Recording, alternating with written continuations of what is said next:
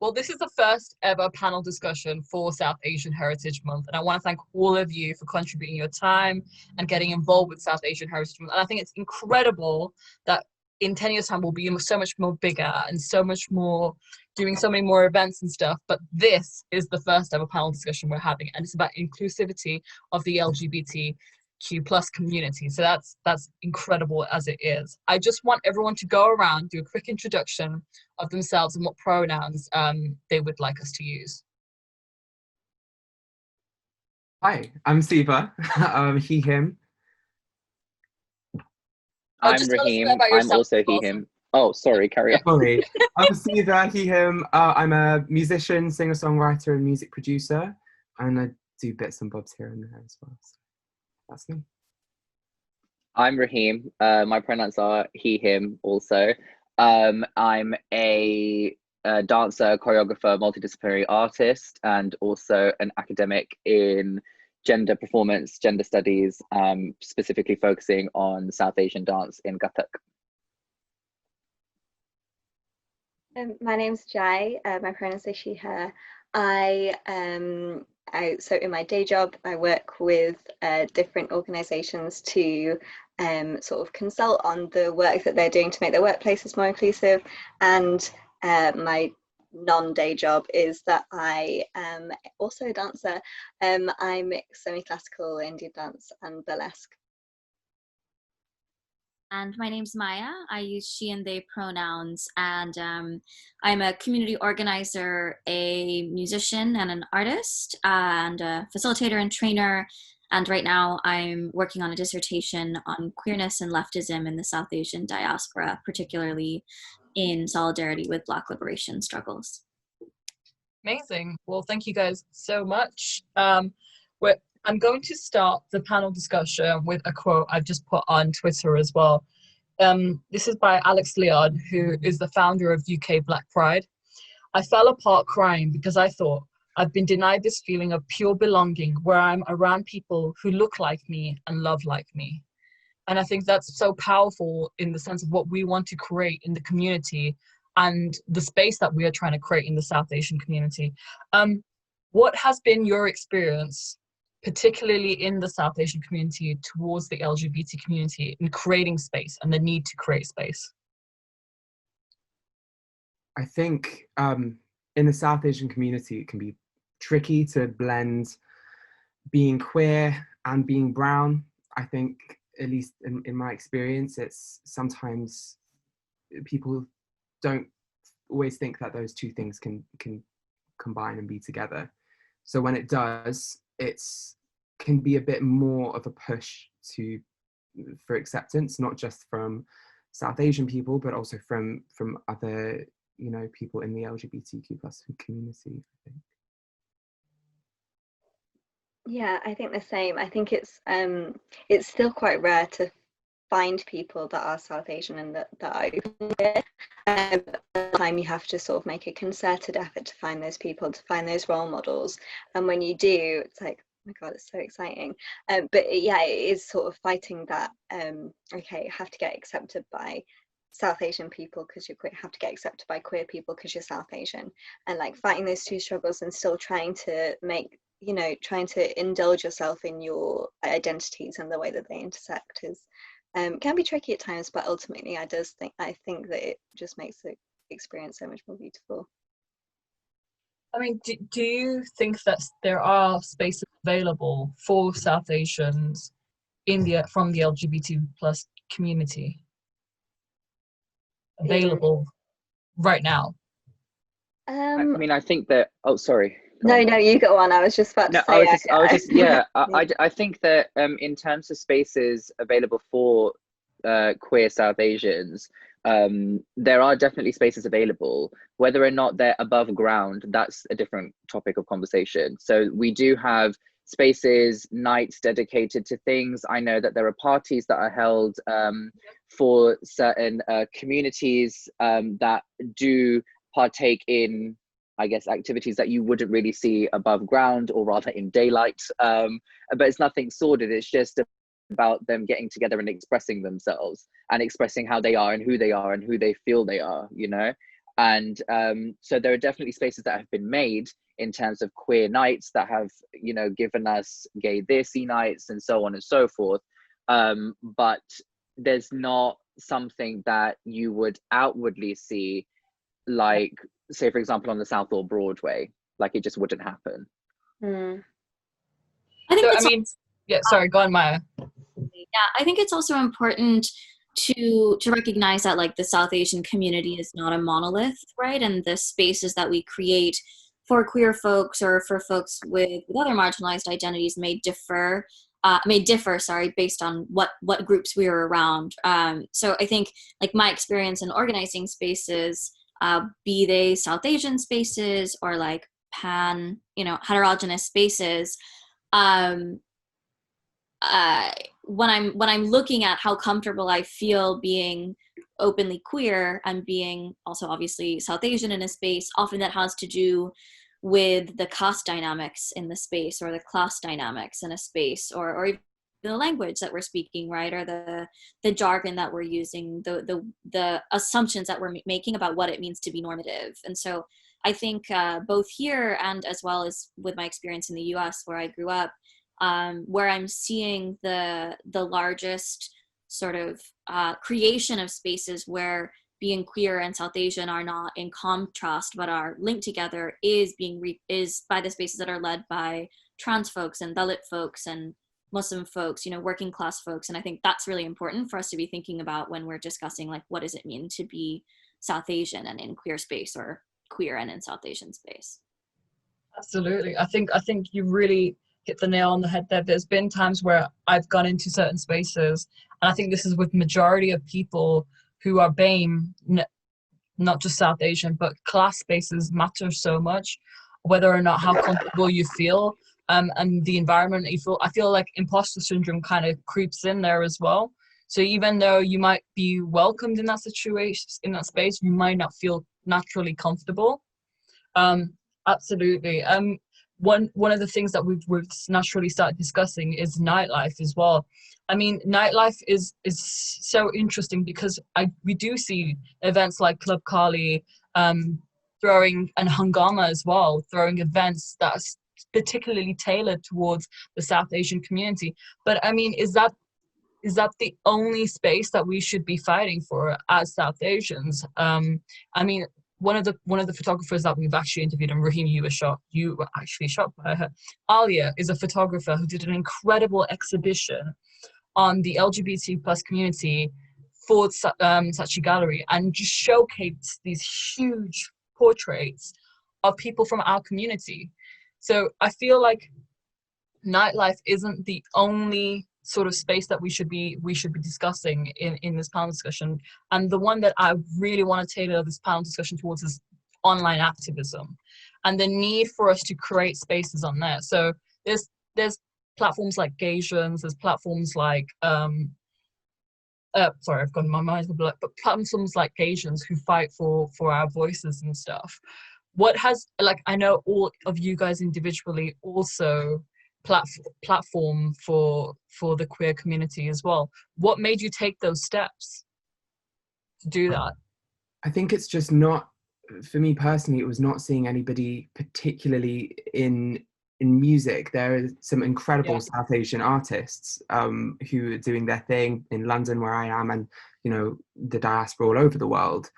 But I growing up, I never really saw that. I wasn't exposed to it. And I think social media now coming up, it's so incredible that I can talk about being queer, and I can talk about being queer as someone of Indian descent living in the UK, where there are people I know who maybe aren't comfortable to talk about it, and who don't have that privilege to talk about it because of their family situation or their job situation. So I feel like as someone who people maybe might listen to my music, you know, they're listening to me, so I should speak about this as well.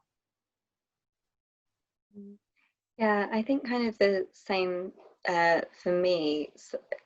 So when I was sort of in these queer spaces, I think it's because you know, we pride ourselves so much in kind of queer spaces of being like, oh, you can be yourself here, you can really explore your identity and be open about who you are.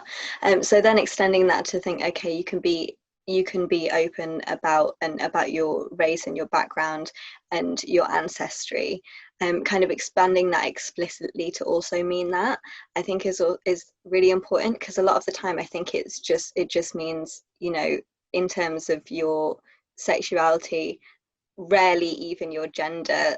A lot of the time people kind of miss that out. So kind of just expanding that as explicitly as we can, I think is really important, and pointing out, and when we're in those spaces and we're using those spaces, this is the whole of who I am, and this is why it's important that I explore that side of me as well.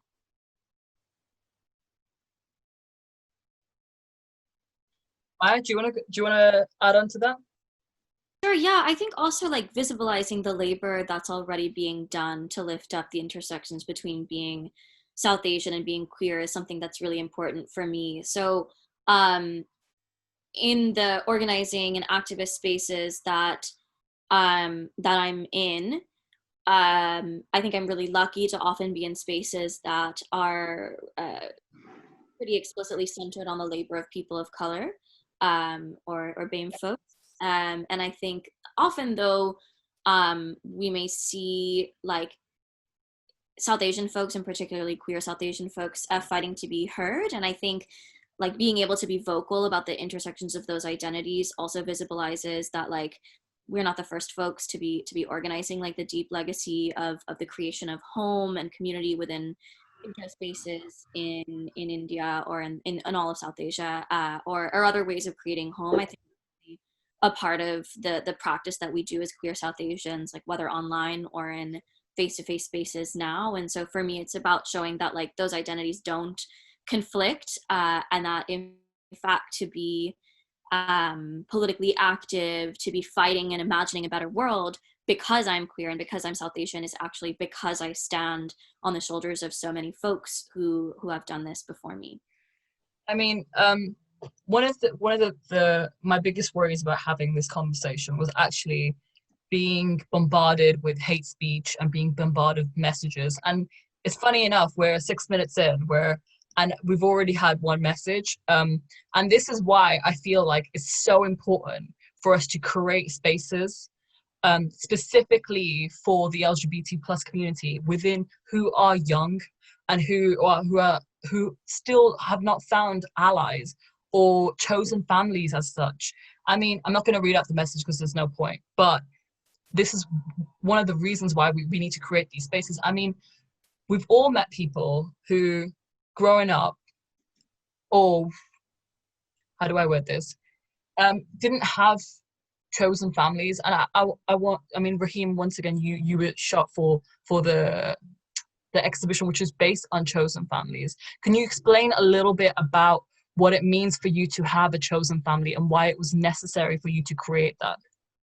Yeah, absolutely. So yeah, I was shot by Alia, who you mentioned earlier, with also Salma and Umber, who were there as well as part of a 3-person collective. It was for Levi's actually, and for a collaboration with Levi's and Queer Britain, in which they were talking about chosen families. And I think that chosen families are something that you do find, especially in our community. I think we as people of the community know what it's like to be othered and to feel sort of away from everyone else. I think I was having this discussion with someone recently, in the sense that the sort of the heteronormative community are like fish in the sea, and they know nothing but the sea, whereas we know also of land, or we might know of air. So it's about us sort of now navigating our knowledge and our space within their space. And sometimes people accept it and sometimes people don't.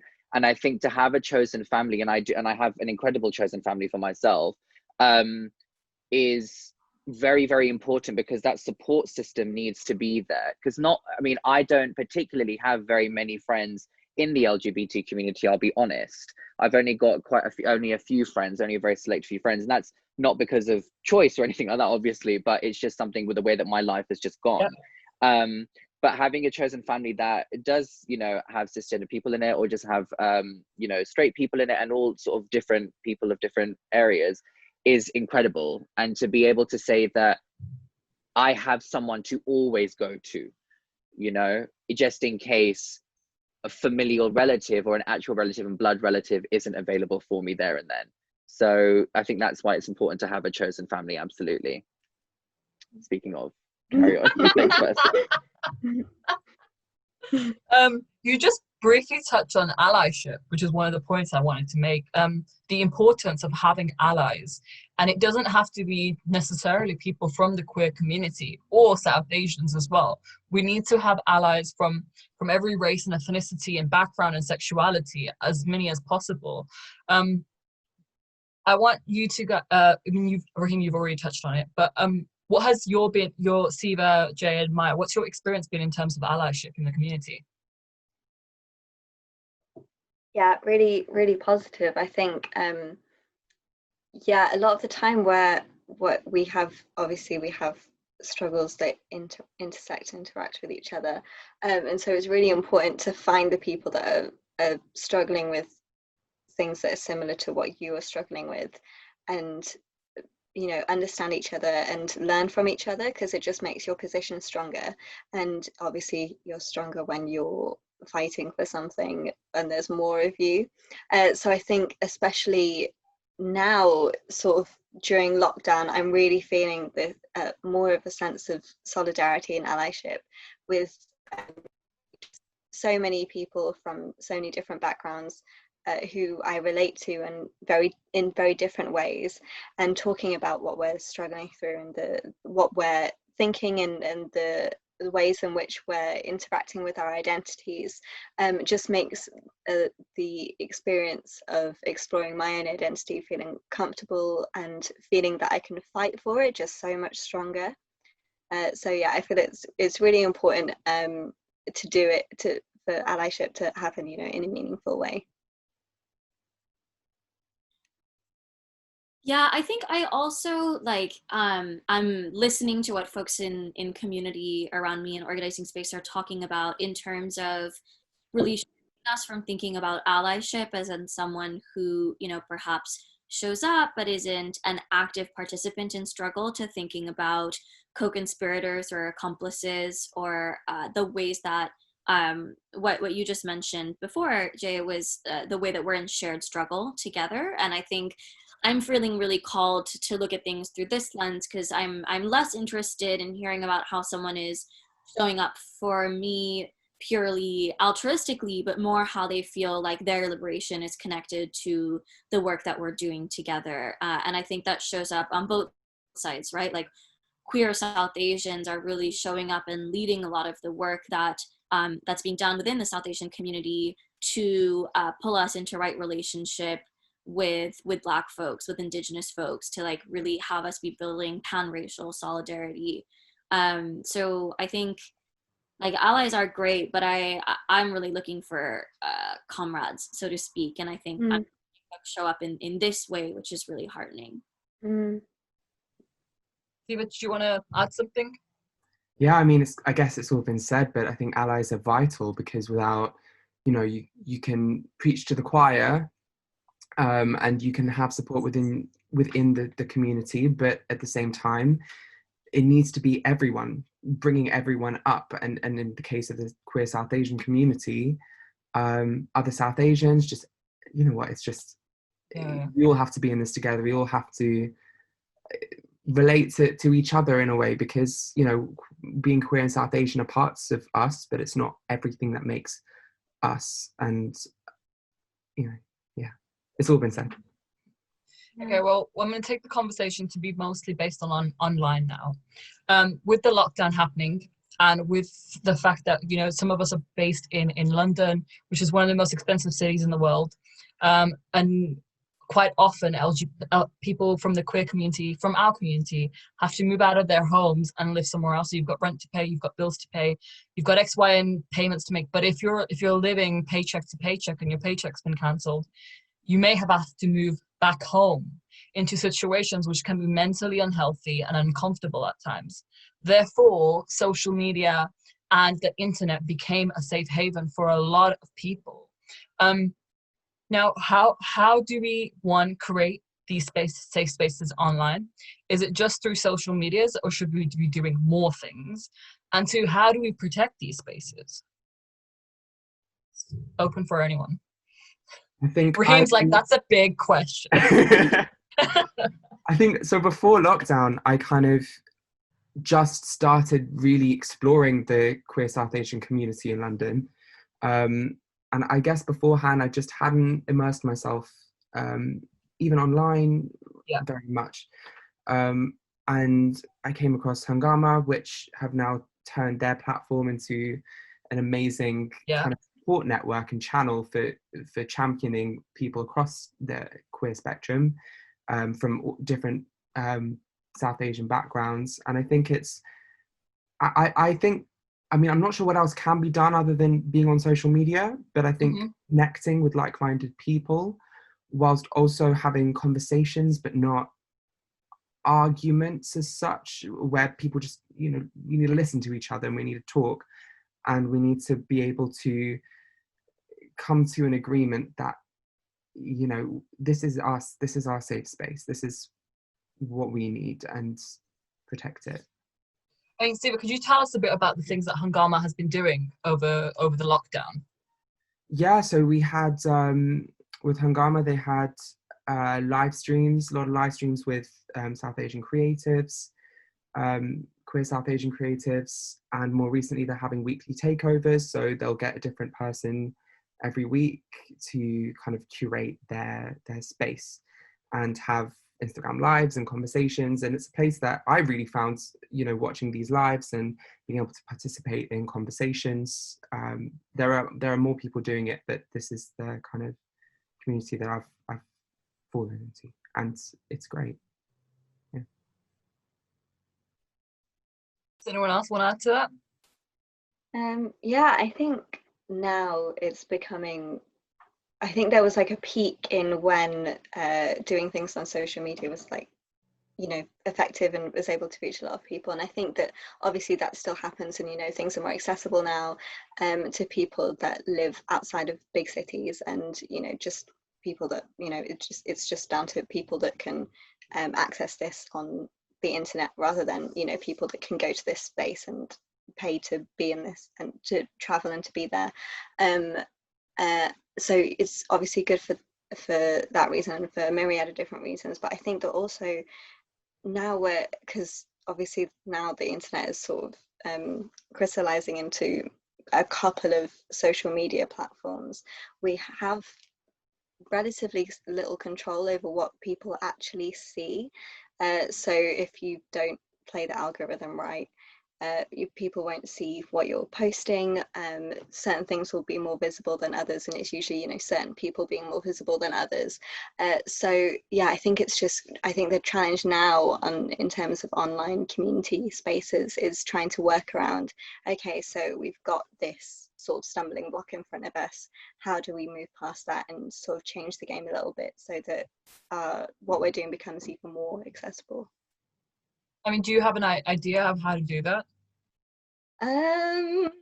It's very difficult. I think I'm trying to sign up for things like newsletters more, so that I'm getting more of a more sort of like tailored content that's not really like controlled by what I see in the sort of 15 minutes, half an hour that I let myself scroll on Instagram each day. So I think things like that, things that are a bit more targeted, and things that people are more likely to actually see and that can be more thought through and thought about, I think it's helping me, but I'm sure that there are other ways to do it, but I'm gonna have to leave that to people cleverer than I am.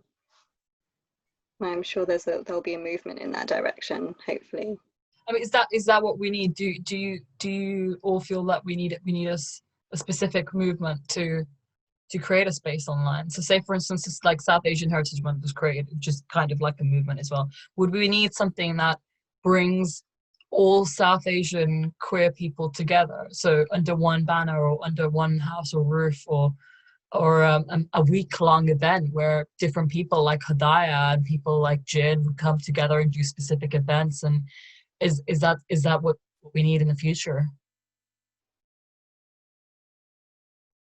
I think all of those things, those ideas, those dreams sound amazing. I think kind of related to that, I'm feeling really grateful for the spaces that feel interactive and that allow me to feel like I'm part of a community that's shaping in real time. So whether that's like smaller group chats or organizing spaces that have moved to Jitsi, or like different video calling platforms, or music spaces that are happening in this way. Like those are, I think, the things that are really helping me feel like I'm connected to a community, and that we're like doing work together, as opposed to being more of a spectator, which is really important and really great, I think. But for me can feel like a little bit one-sided. So I'm feeling really grateful to the spaces that I'm seeing explore like what it means to do justice work online, and I think that would be something really beautiful to see in a queer South Asian space. Yeah, I was just gonna I guess just sort of cutting off everything that's already been said, but I think what's really interesting and that Maya did pick up on is the fact that this interactive space that now we all are a part of, I think is something that is incredible, because it allows people to have discussions and have conversations, and to step these conversations away from the water cooler and to actually like a main space, and it allows people to really and things are going on out there, and things can't just be swept under the rug now, and things shouldn't be kept in the darkness, and they should be brought forth to the light. And I think there are incredible people. Of course, you've got Hangama, you've got Gaysians, you've got the Bit and Peach Collective, who are incredible at what they do, and so many others that are really trying to come out there and do what they do. There's nothing that we can necessarily, for use of a better term, sort of censor or police, because you're going to be affected, and things are just going to happen, and people are going to come into spaces because they want to create, whatever nonsense that they want to create, or other people will always have an opinion, right? I mean, it's just something that happens. But we as a queer South Asian community are sort of saying, yeah, that's fine. No one is denying anyone of anyone's space. We're just having our conversations now just a little bit louder. And I think, again, I think that's what's important here, is that especially online content, you've got people that are doing loads of different things online. You've got all of these profiles now that are becoming bigger online. Whether or not you agree with them, whether or not you think they're mediocre, that's entirely up to you. But at least somebody's trying to do something, and we're all trying to explore ourselves, our identities through different avenues. And it's brought me closer to a lot of people that I never even knew existed. And I think that's incredible. Like just being on this panel here, listening to everybody coming in from different or similar backgrounds, it's amazing, because we would probably have never heard of each other had this panel not happened, and now it allows those bridges to be built. So now we can go forth and do bigger and better things now with also people that are here listening. So I think that's a great thing that's come from it. But I think everyone should also know that we're not trying to take over people's spaces. We're just trying to also accommodate these spaces with our thoughts and ways of being and living. I mean, what you've said is absolutely so true. This notion of we're not trying to take over other space, we're just trying to be included in that space, and our voices and our stories to be heard as well. One of the comments on our chat actually I've really liked it. I think one of the most positive outcomes of the pandemic has been that groups are more accessible as they've moved online. And as a northerner, that's how you pronounce it, South Asian queer, I've been able to access amazing things going on down south. And I think that's actually one of the most beautiful things that's come out of the pandemic, is the fact, and also it's given me time as well, me to check online what's going on, what other communities are available, what activism things people are doing as well. Do you think that, and this is completely open, that we should have more initiatives and schemes going on that allow us to create these spaces as well? Say for instance, like, would a hotline be a good idea for specifically tailored towards South Asians, where you could call up and it doesn't have to be an emergency situation, just to have a chat and stuff. Yeah, I think things like that are obviously really important. I mean, we have things like LGBT Switchboard, which is obviously an amazing resource. But I think, yeah, sometimes you need to talk to someone who understands you completely. But when you said the first half of that sentence, and you were talking about kind of like online activism, my mind immediately jumped to kind of what Maya was talking about the ways that we can do, make sure that we're actually doing activism well, even though we're having to sort of organize online through the lockdown. Because as you said, more people have time to sort of explore things like that and put things online. I'm learning so much about justice work and what it means to do it effectively. Obviously, it doesn't compare to locally organizing in your community and and doing things face to face and connecting with local people and doing things that way. But I am learning so much. So when you said that, I was thinking, oh, it would be great to have some sort of facilitated way of learning about things like that, and justice work and what different identities are experiencing and the ways that our experiences intersect the systems, that really understanding the systems that we're living in and that we're struggling against and how to effectively organize against them. Maya, do you want to add to that?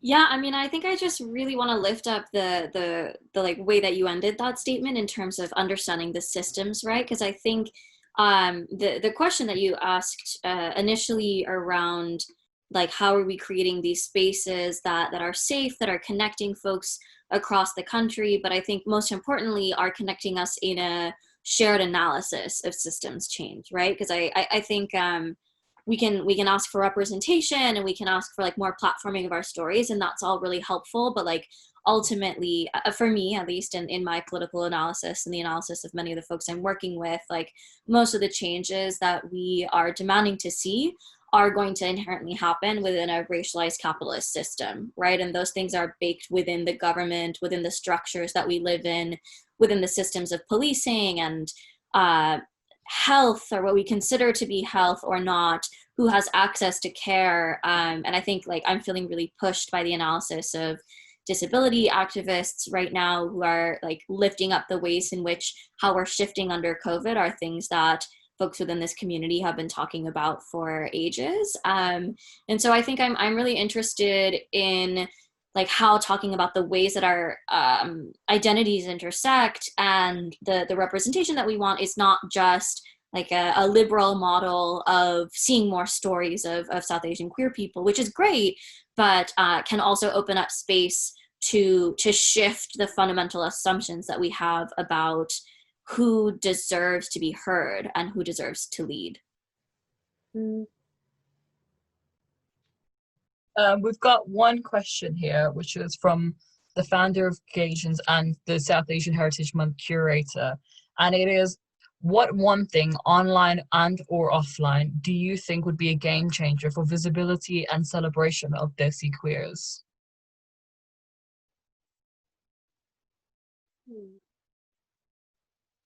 I mean, okay, so I'm going to touch on what Maya said. And I think structural changes need to also happen. No, it can't just be just stories, and it can't just be, just creative methods. We need actual systematic change within structures. Things like having accessibility to doctors and mental health, and fast tracking cases as well, I think is so important as well. And then also having platforms and websites online, which you can have a talk with a psychologist or a counselor, and they can give you an initial assessment online. If we are really moving into an online-based world and technology is becoming the forefront of that, I think the health system and the government need to be using technology as a weapon, as a tool, especially for the marginalized. What do you guys think about that? I think absolutely, and I think the huge benefit of things going online is that people can specialize more, and specialists are more available to people further away. So where, you know, someone might have specific training in queer issues, South Asian issues, especially in something like mental health, they're more accessible to someone who might not be able to travel to London on a weekly basis, and, you know, might not be able to afford that as well.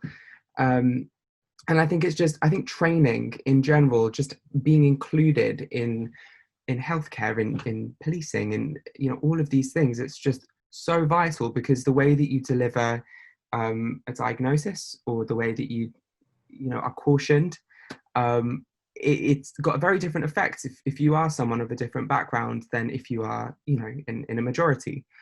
And not everyone, I mean, in my experience, I've had amazing experiences, but I've also had terrible experiences, as I'm sure we all have, of being dealt with differently because of the intersectional space that we come under.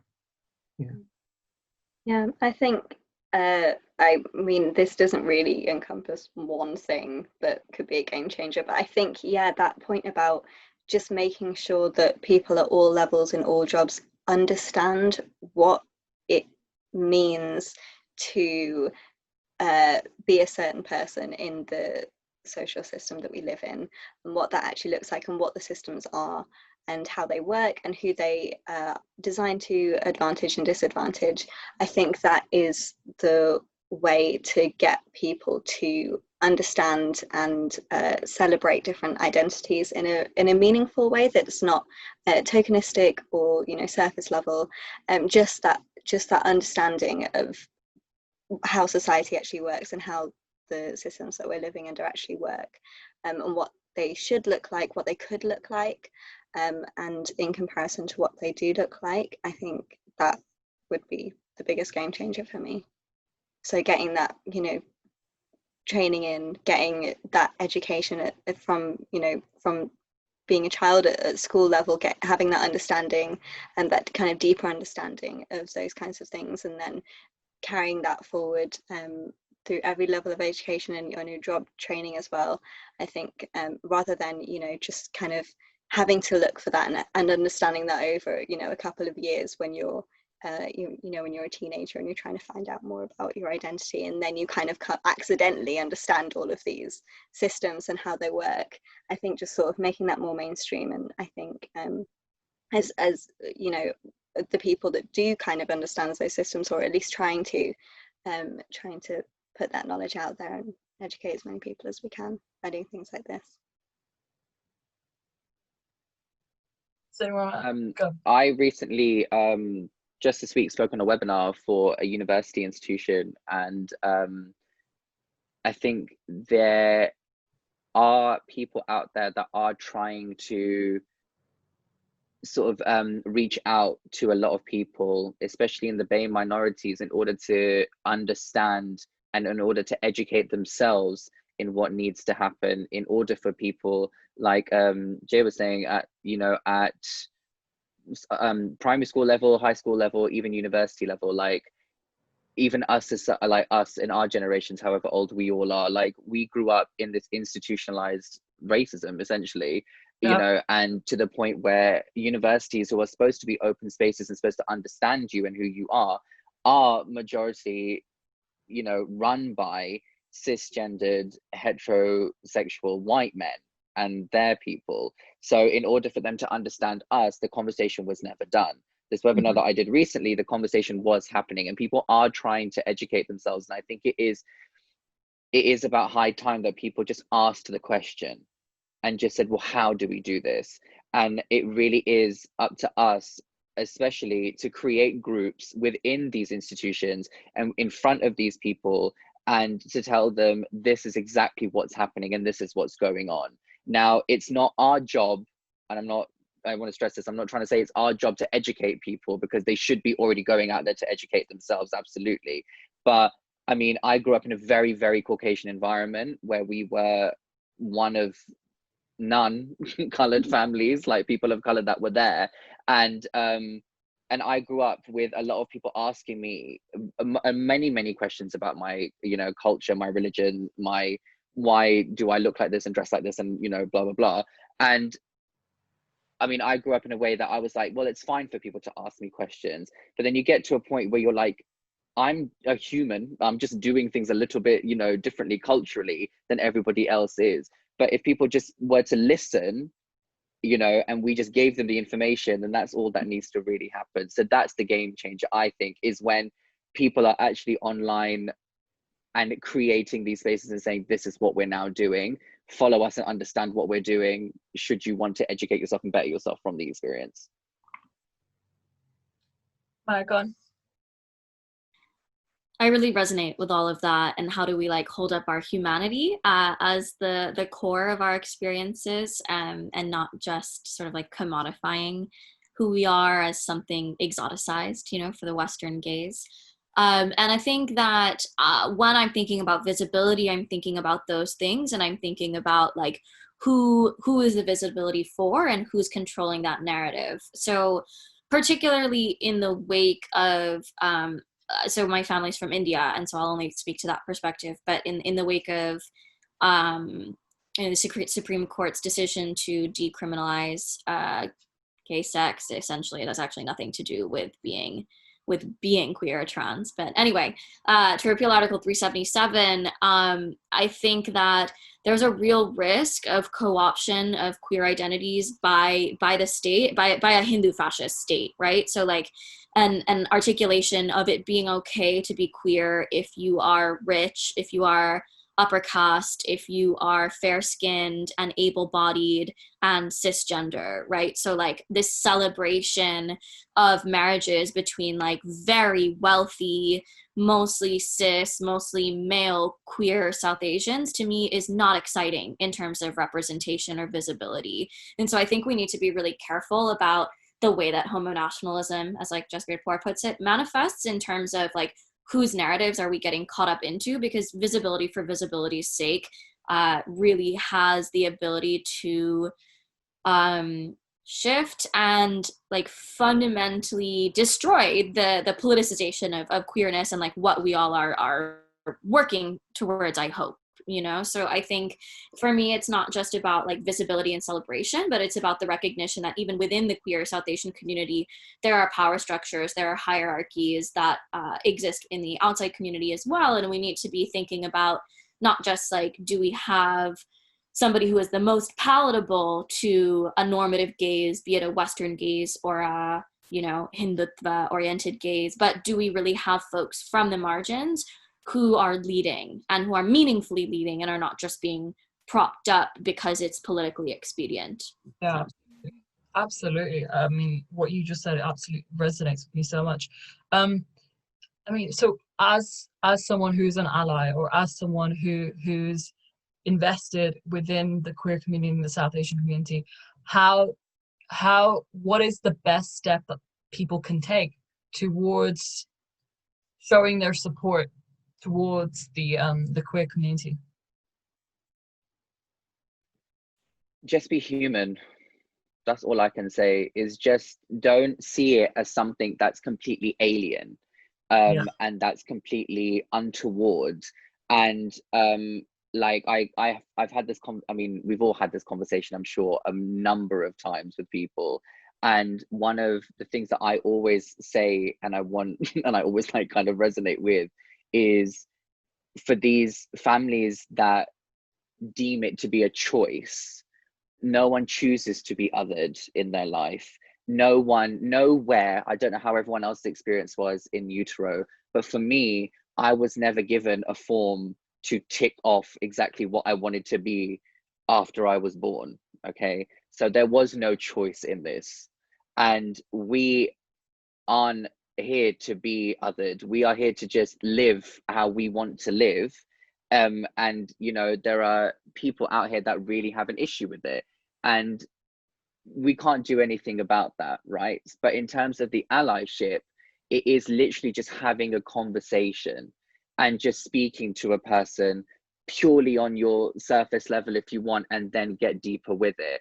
But there's really no manual to all of this, because a lot of us are still working it out as we get older. So as long as people are willing to be on that journey with us, then that's all that we can say. You know, in the words of the great scholar Kourtney Kardashian, right?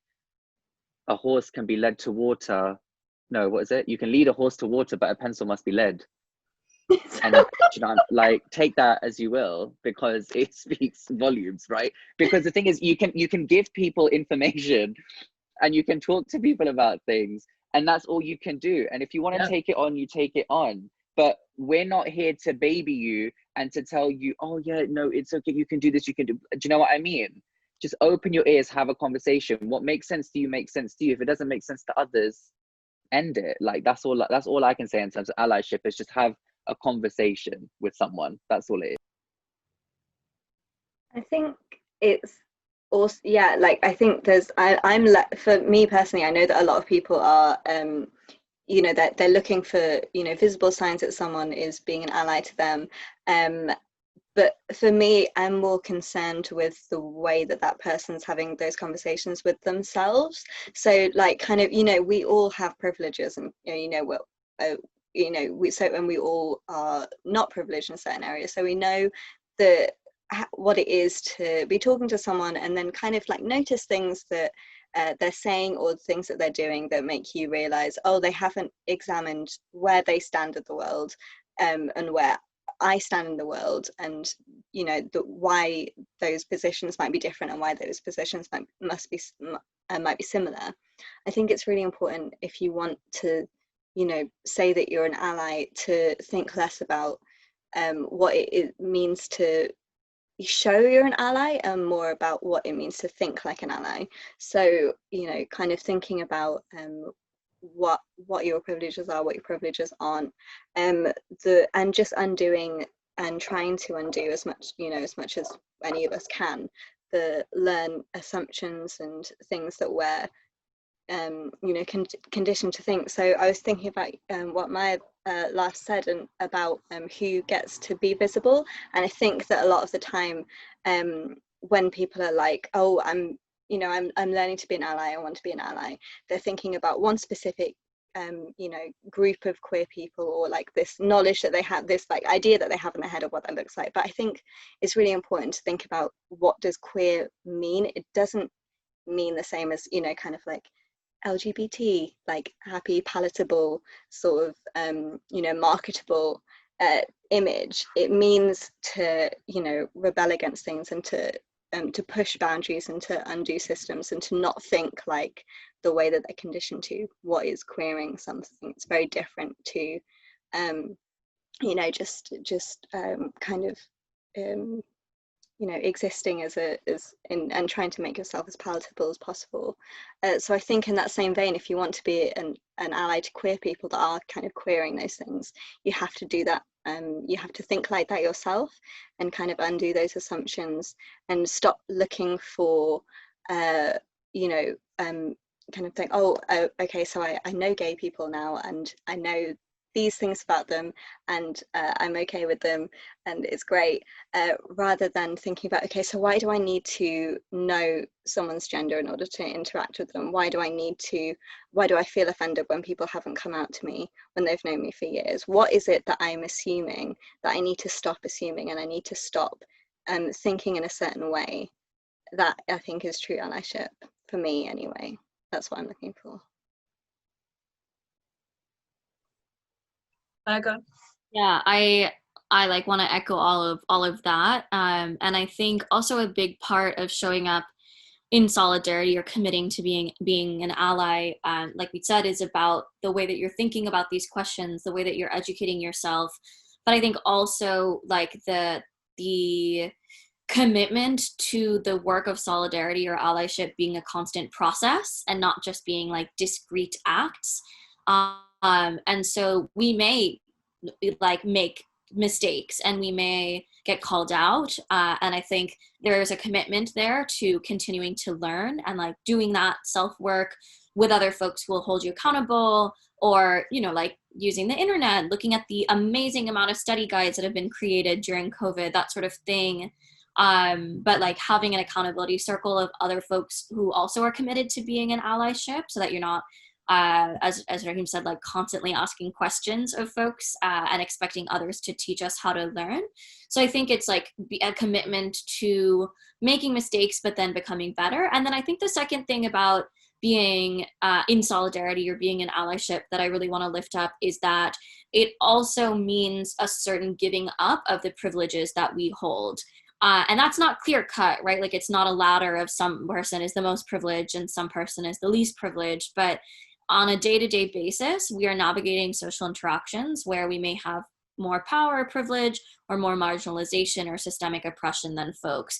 And so the ways that we navigate our space in the world are also the ways that we're making a commitment to shed some of the privilege that we have been offered. So for folks with class privilege, of which there are a number in who are South Asian in this country, right? I think it's like, how are you meaningfully moving your financial resources to support South Asian trans youth who are homeless, right? Or to support South Asian queer folks who are working class and don't have access to these streams of generational income? Or how are you supporting undocumented South Asian folks or you know, folks who don't fall into the normative sense of what we consider to be okay? But I think it's like, the act of allyship isn't to make us feel good, it's to shift power. And so that may mean giving up power that we have, and that includes dropping like that cash app or those, you know, those financial resources. So I think that's part of it too. I think definitely it's I think building on that, it's not ticking boxes, you know, I think the only thing I'd add to that is, you know, don't be performative in your allyship. Don't show up for a club night and then go home and, you know, suddenly your uncle's saying something, you know, homophobic, transphobic, biphobic in your silence. And that's, to me, is not being an ally. You have to have those conversations with people when and where you hear them, because otherwise it's performative. You know, it's convenient to you, and it's not about being convenient to you. It's about propping us up and propping, you know, the people who you are trying to build. It's not about making yourself feel better at the end of the day, I think. We've got a couple of minutes left, so if anyone wants to submit any questions, please feel free. Are there any questions that you guys would like to ask, or you would all want to ask for each other?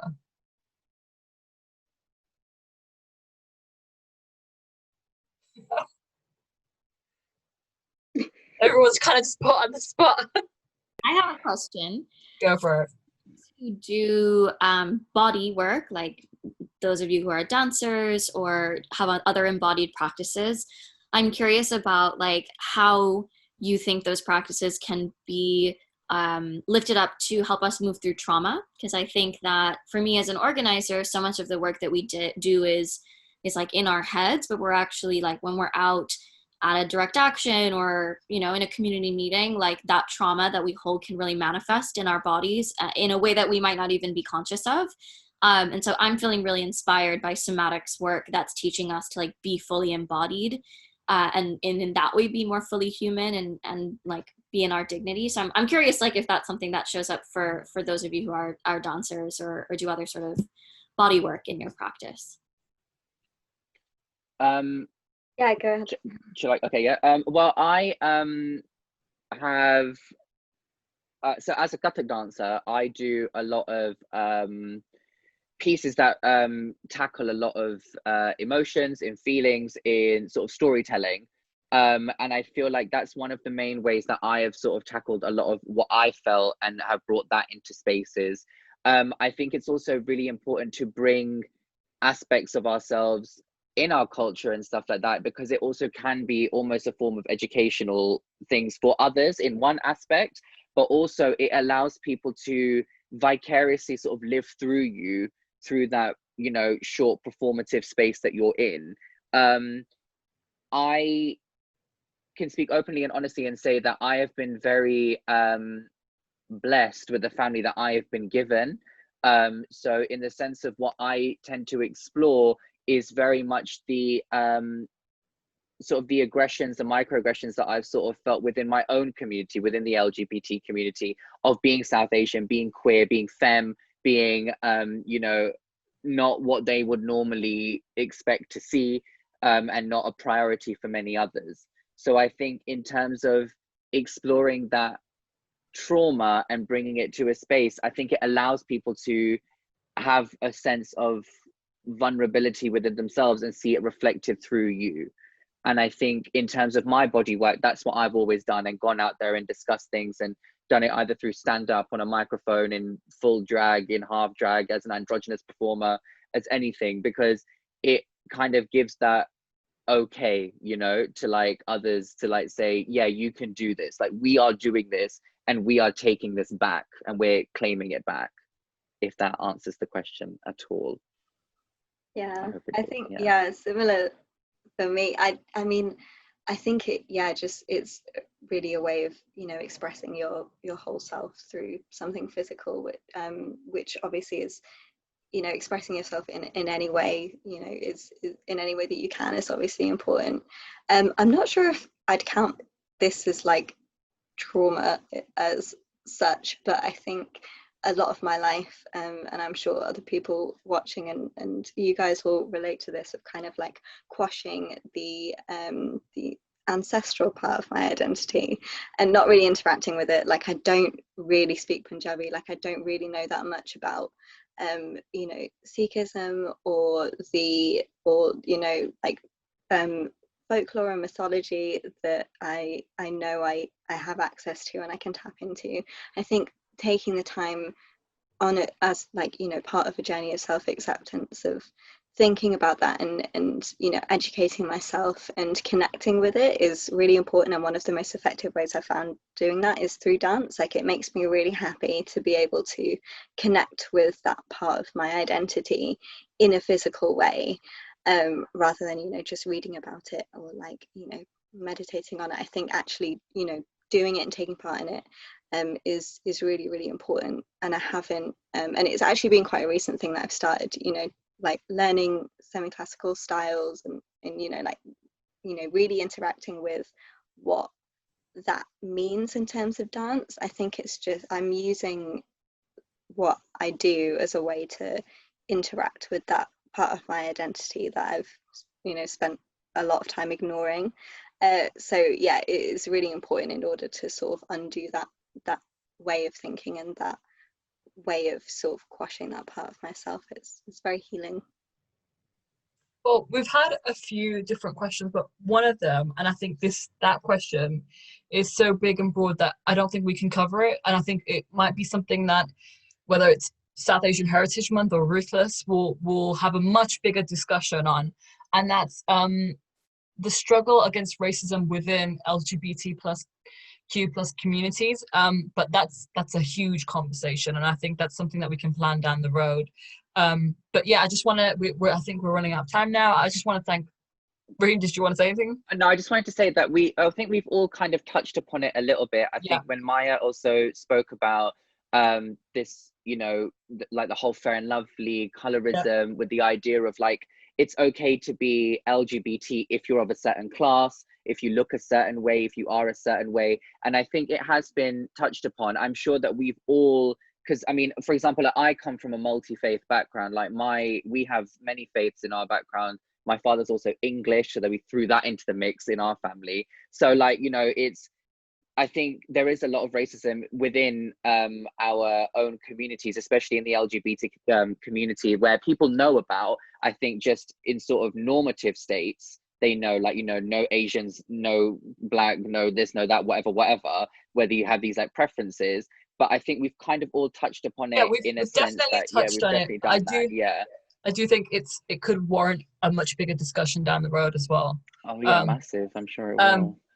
And then just as a final thing, we've got some incredible films showcasing today, which have already gone online on ruthless.com, which are directed at starring great South Asian people. One of them that came out today is actually Seeva, so go check it out. And there's going to be some more films over the next couple of weeks as well. There's some tomorrow and then over the next couple of weeks.